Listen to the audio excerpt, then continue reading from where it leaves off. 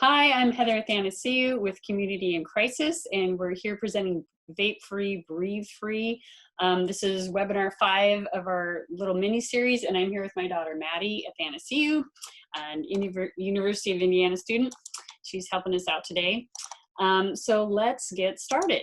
So this is webinar 5, hashtag quit for COVID, 3 great resources to start your quit.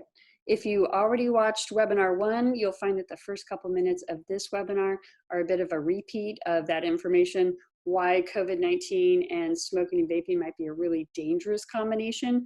But the bulk of this webinar is devoted to some amazing resources to help you start your quit, or if you've already been working on that, add some new tools to your tool belt. So when it comes to COVID and vaping, this is sort of a recipe for disaster, because when you think about the mechanics of vaping, you're touching something and then putting it in your mouth. And that's, your hand germs, and it's going directly to your mouth. And when it comes to vaping, a lot of people will just sort of hit each other's jewels or share vaping devices. And so this sort of creates the perfect storm in terms of spreading COVID and contracting it while vaping. So Dr. Winkoff, who's the Director of Pediatric Research at the Tobacco Research and Treatment Center, this is Massachusetts General Hospital, he said there's COVID-19 virus particles can be exhaled in the aerosol. So if you're somebody who's vaping and you're not showing symptoms, but you're infected, you could be exhaling virus particles in that aerosol. They also see increased coughing in patients who vape or smoke, and that can increase the risk of spread, whether that's to healthcare workers or family around you. So again, that's one more reason to be concerned about COVID-19 and maybe being a smoker or somebody who vapes. So this was really a shocking thing to learn about for me, because what do these people have in common? Well, we have a group of senior citizens, a teenager with a cigarette, and a cancer treatment patient. And the surprising answer is that they're all immunocompromised and at a high risk for having severe side effects and issues when it comes to COVID-19. And that's because they're immunocompromised. A smoker, a teenager like me, if I was a smoker, I could be in the same boat as my 85-year-old grandpa when it comes to contracting COVID and the risks that come with that. And that was really shocking to think about. So, and if you're somebody who vapes, vaping hasn't been around as long as smoking, so we don't have studies to prove that vapors are at the same high risk. But it's not looking good for vapors. Because we have proof from all these cases that were in the news last year, the end of last year and over the winter, thousands of people and a lot of young people hospitalized, placed in medically induced comas, put on ventilators because their lungs were so severely inflamed that they couldn't exchange oxygen and carbon dioxide normally by themselves. Machines had to do that. So these cases of what the CDC called e-cigarette and vaping associated lung injury, they're proof that vaping can cause inflammation and very serious inflammation. And that stuff affects the normal functioning of our natural defense mechanisms that are in our lungs. Going back to Dr. Winkoff again, he was especially concerned about inhaling smoked or vaped marijuana, so cannabis.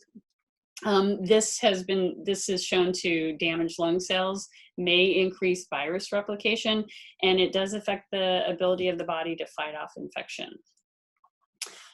So we have Dr. Albert Rizzo, who's the Chief Medical Officer from the American Lung Association, shared these statements, and this is sort of generally accepted by leaders in the government and people that are in charge of looking out for America's health. So our Surgeon General, the Centers for Disease Control. This is sort of the general consensus that smoking and vaping cause harm to the lungs and leave tissue inflamed, fragile, and susceptible to infection. So tobacco smoke and vape emissions, in our previous webinars, we've talked about a lot of the really harmful, toxic, and sometimes cancer-causing chemicals that are found in the aerosol that vapors are inhaling. those things can affect the function of the lungs' natural defense mechanism. So this makes it harder. It may make it harder for the body to fight off respiratory viruses like COVID, and sets up the risk for more serious COVID-19 complications. So if your lungs are already pissed off because you've been smoking or vaping, and then you're hit by COVID-19, you're probably going to have you're more likely to have more serious problems as a result of that. So it's time. Quitting smoking and vaping can better equip your body to fight off this disease and reduce the chance of the most severe symptoms. And that's why we're here today. So if you or someone you know is looking to quit and get started on that, we have 3 great resources that we're going to get into in a second and during this presentation: Smokefreegov, QuickStart App, and the You Got This text Ditch Jewel to 88709 for help. And these are all found on communityincrisis.org, which we'll take you to in a second. We're going right now. So we're switching gears a little bit, and we're taking you over to communityincrisis.org, to our website, because you can find all of this information there. So from our homepage, if you go to our focus, you'll see vaping, #QuitForCovid. And under there, there's a lot of information that we just discussed, but with more sort of backup. So if you want to dive a little deeper into why somebody who's vaping or smoking might have an increased risk associated with COVID, that information's here. Also down here we have, given the current stay-at-home mandates, some young people might be finding themselves experiencing symptoms of withdrawal if they're not able to get their usual stuff, or some people may have decided to quit because of COVID or for other reasons. We tried to give a lot of reasons for maybe wanting to quit in our earlier webinars. So now we're going to switch over to the quit resources that we've talked about as part of this second part of this webinar. So we're clicking here on Quick Start for these quit resources, and there's 3 main ones that we're going to talk about. And before we dive into them, I want you to know that I personally am, and I'm a veterinarian. I'm not a cessation specialist or somebody that works in the addiction field, but I love science, and I love kids and was really concerned about what was going on in our schools. And so that's why I got involved with Community in Crisis. And the more I learned, the more I realized, well, people need more information out there, parents and students. And so I've done a lot of research in this area and on these resources. And the ones that we're recommending here are proven to have helped millions of people already quit smoking and some to quit vaping. So I want you to know that this is evidence-based recommendations that we're putting out there for you. And there are a lot of other great resources out there, but these are the ones that we felt might resonate most with especially younger people and people who vape. So we're going to start with, we've got 3 resources, and the first one is smokefree.gov. And we're going to click on that and go right to their website and check that out with you. So smokefree.gov is sort of neat in that they have a lot of different options here. If you're smoke-free vet or there's smoke-free women, we're going to focus on smoke-free teen here. The reason we went with this website over other ones that are also good is because they have a special section that is quit vaping. So it's all in vaping language and seems a little more relatable for teens especially. So we're going to spend a little time looking at this. And so there's a lot of things that you're going to do. You're going to, if you can spend just like half an hour or 40 minutes learning a little bit about the process and the challenges you're going to run up against, you're going to be a lot more likely to be successful with this whole process. So they're going to have you learn things about, okay, how do I get started? I'm going to get ready to quit. I'm going to need some tools to help deal with cravings and triggers. Handling hard times. There's going to be a lot of changes in like your moods and stuff when you're going through things, and your social life. Like, how are you going to handle, being around friends eventually when we're let out of our houses? How are you going to deal with those situations when you're in situations where you used to smoke or vape? So we're not going to go through this whole website, but I do want to look at the quit vaping section, because I think you'll sort of understand like the value that's here in by spending a little time on this website. So if we go under how to quit vaping, these are just a couple of things you're going to learn.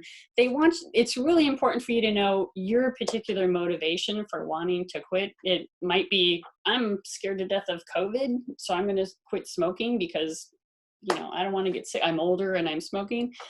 For other people, it might be like, I'm tired. What are some reasons younger people might want to quit? They can't run up the stairs without getting out of breath, which is not something that should be happening to a 17-year-old, that kind of stuff. Yeah, vaping has affected a lot of athletes' performances. Maybe they're tired of spending like $1,500 to $4,000 a year on this stuff. There's a lot of different reasons. Maybe you just want to be healthier, but it's important to identify those particular reasons for you, because that's going to be part of your motivation through the tougher times. They'll have you set a quit date. They haven't shown any advantage over quitting cold turkey or setting a quit date that's a little bit down the road, but they do know that if you pick a date that's say 2 months down the road, that's way too long, and a lot of people never get around to doing it. So they do say if you're gonna wait a little bit, they say maybe a week or two is the longest you should go before setting a date, because you're more likely to stick with it. And I like that idea because it gives you a chance to sort of look at this website, look at these tools, and get set up to do this and do it right. So take some time and get prepared.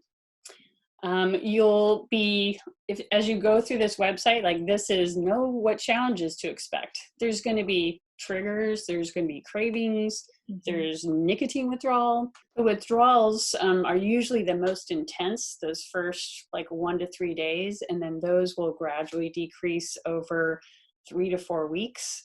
And the cravings that you feel those will also be the most intense. You know, those first couple of days can be the most difficult, and those tend to weaken and become less frequent, gradually decreasing over 3 to 4 or 1 to 3 months. So it's a little bit longer for those cravings to go away completely.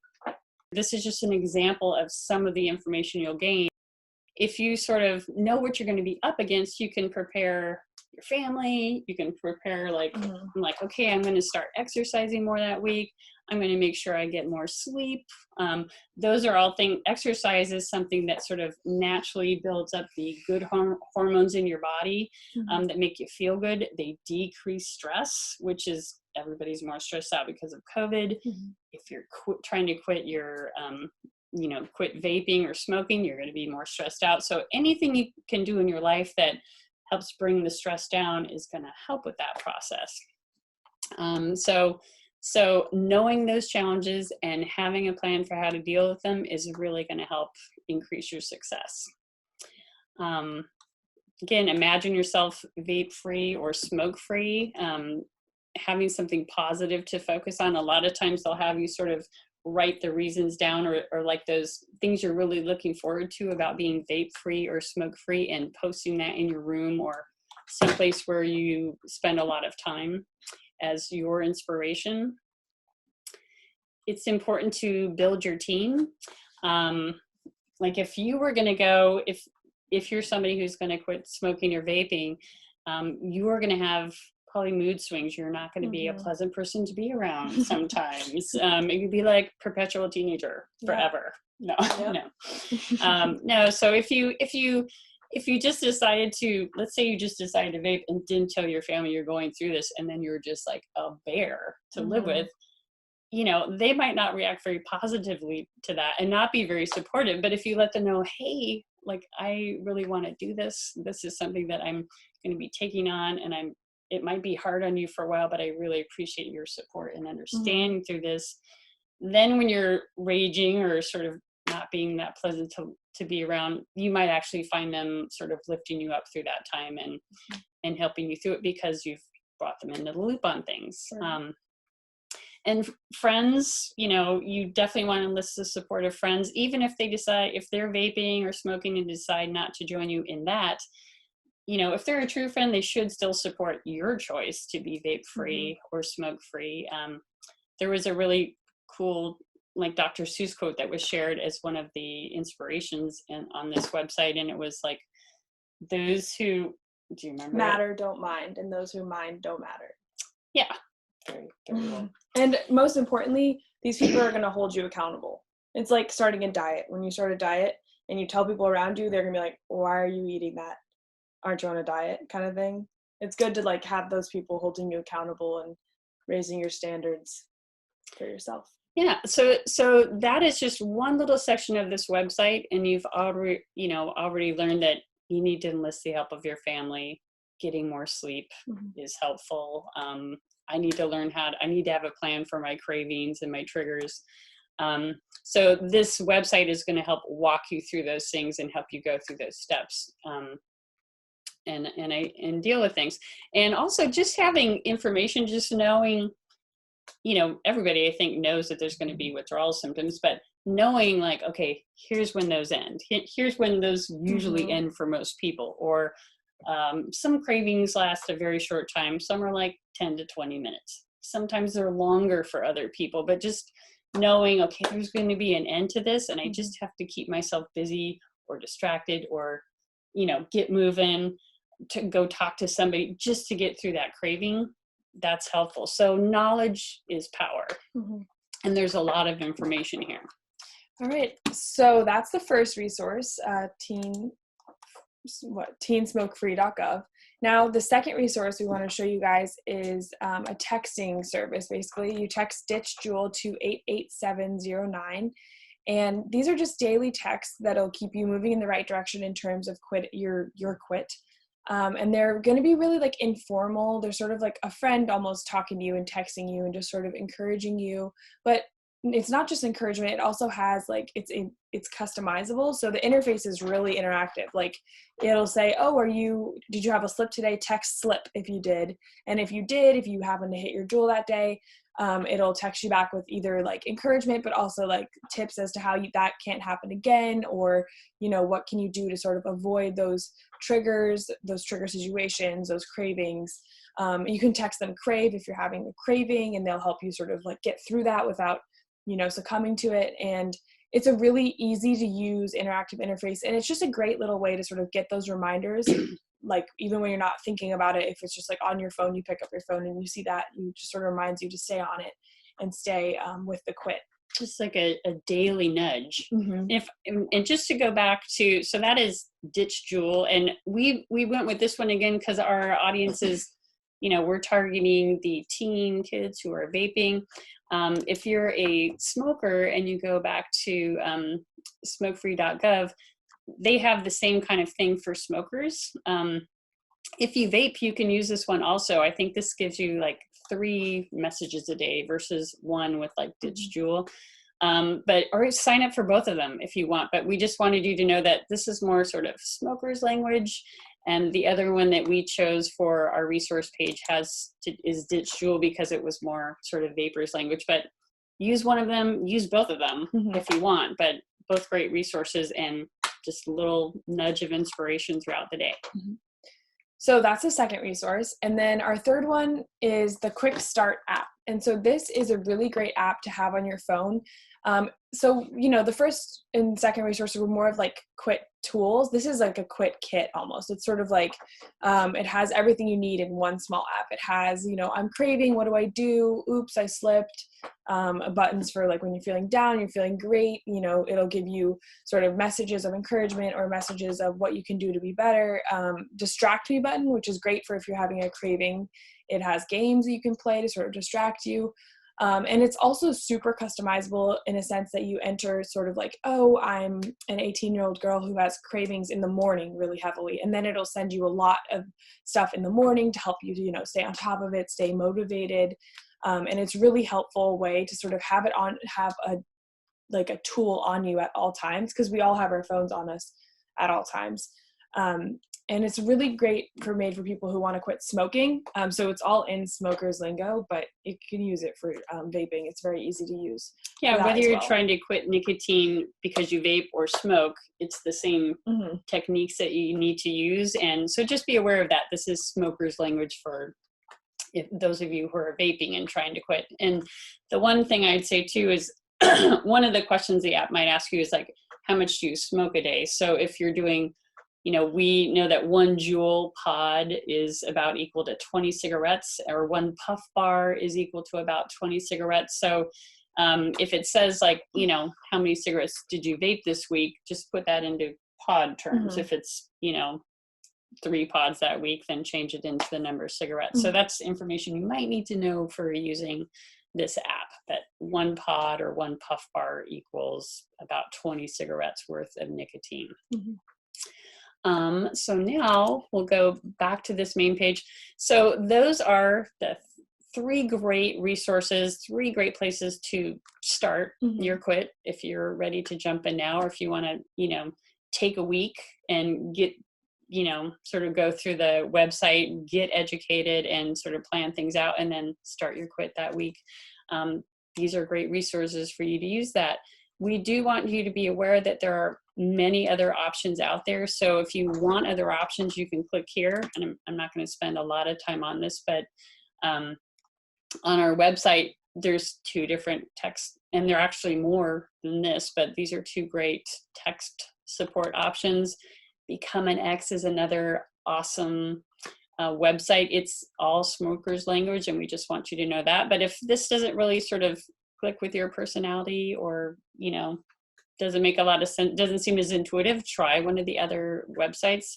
We recommended the QuickStart app, but there's Quit Guide. There are probably over 15 different quit apps out there. Some might be just more like games, and maybe they're not evidence-based, but maybe they are fun for you and they help you. So if this doesn't resonate with you or work for you, try something else, but just keep moving forward. So you'll see there are quit lines you can call.